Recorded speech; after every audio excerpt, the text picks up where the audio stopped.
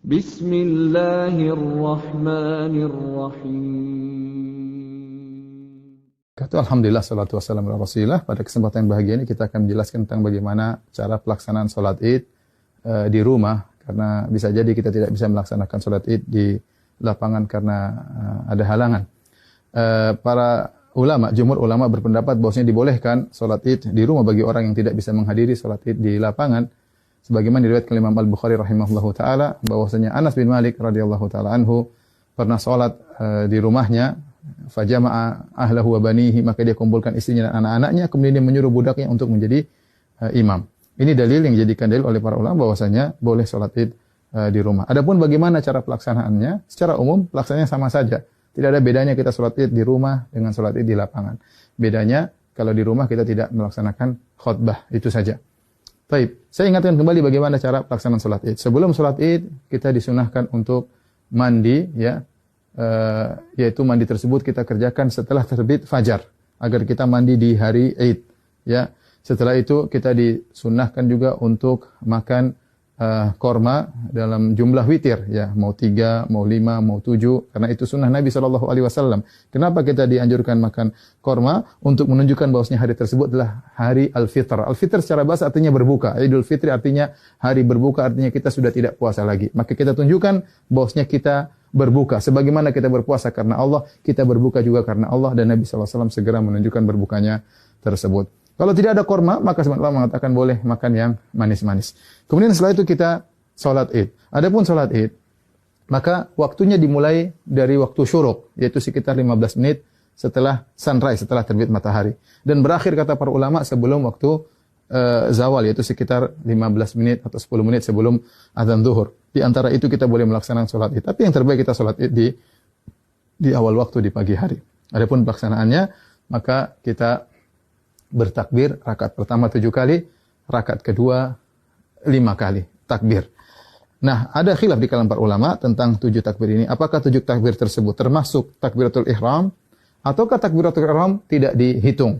Ya, takbiratul ihram tidak dihitung. Ini pendapat Imam Syafi'i rahimahullahu taala dalam kitabnya Al-Um, bahwasanya takbiratul ihram tidak dihitung. Jadi bagaimana caranya? Kita bertakbir dulu, Allahu Akbar. Ini takbiratul ihram. Kemudian kita baca doa istiftah. Setelah kita baca doa istiftah, baru kita bertakbir 7 yang disebut dengan takbirat zawaid, takbir tambahan. Kita takbir Allahu Akbar. Allahu Akbar. Nah, apakah di antara takbir ini ada doa khusus? Tidak ada dalil ya, dari Nabi SAW. Nabi pernah disebutkan membaca sesuatu di antara takbir-takbir tersebut. Oleh karenanya, pendapat mazhab Maliki tidak ada bacaan. Namun sebagian ulama berpendapat boleh membaca sesuatu seperti mazhab Syafi'i. Kita boleh bertakbir, boleh bertahmid, boleh bertahlil di antara takbir-takbir tersebut. Kita ulangi, kita Allahu Akbar, takbiratul ihram, kemudian kita baca doa istiftah, kemudian kita takbir 7 kali.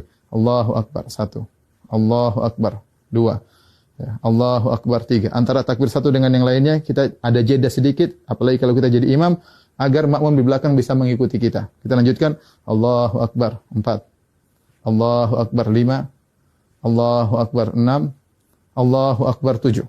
Setelah itu kita ta'awudz, kemudian kita baca Al-Fatihah. Setelah baca Al-Fatihah, kemudian kita baca surat. Nah, surat ini kita bisa baca, disunahkan baca surat Sabbihisma Rabbikal A'la, atau kita baca surat Qaf, ya. Salah satunya sunnah, seandainya seorang baca surat yang lain juga tidak jadi masalah. Setelah kita selesai baca surat, maka kita ruku, Allahu Akbar, ya, seperti biasa. Kemudian kita sholat, sampai kemudian kita pada rakaat, mau naik ke rakaat kedua, tatkala kita sujud, ya, kita sujud, kemudian kita mau bangkit ke rakaat kedua, maka kita bertakbir. Allahu Akbar. Ya. Nah, takbir dari sujud menuju ke rakaat kedua namanya takbir al-intiqal. Yaitu takbir perpindahan dari satu rukun ke rukun berikutnya, dan itu tidak dihitung, tidak dihitung. Nah, rakaat kedua kita bertakbir 5 kali. Takbir tadi enggak dihitung, kemudian kita takbir lagi. Allahu Akbar. 1, Allahu Akbar. 2, Allahu Akbar. 3, Allahu Akbar. 4, Allahu Akbar. 5. Kemudian kita baca Al-Fatihah dengan jahar. Kemudian setelah itu kita baca surat, disunahkan kita baca surat Al-Ghasyiyah atau kita baca surat Qaf, surat Al-Qamar, kita baca surat Al-Ghasyiyah atau kita baca surat Al-Qamar. Kalau tidak kita baca surat yang lain tidak jadi masalah. Kemudian kita selesaikan salat kita. Nah, setelah salat apakah ada khutbah? Jawabannya Anas bin Malik ketika mengumpulkan anak dan istrinya beliau tidak berkhutbah. Oleh karenanya asalnya kita tidak berkhutbah. Namun sebagian ulama seperti Ibn Qasim dari mazhab Maliki mengatakan jika berkumpul banyak orang maka ada yang berkhutbah maka itu baik, tidak mengapa, tidak terlarang ya. Demikian tata cara singkat ini, semoga bermanfaat bagi kaum muslimin. Semoga Allah menerima ibadah kita. Wabillahi taufik. Assalamualaikum warahmatullahi wabarakatuh.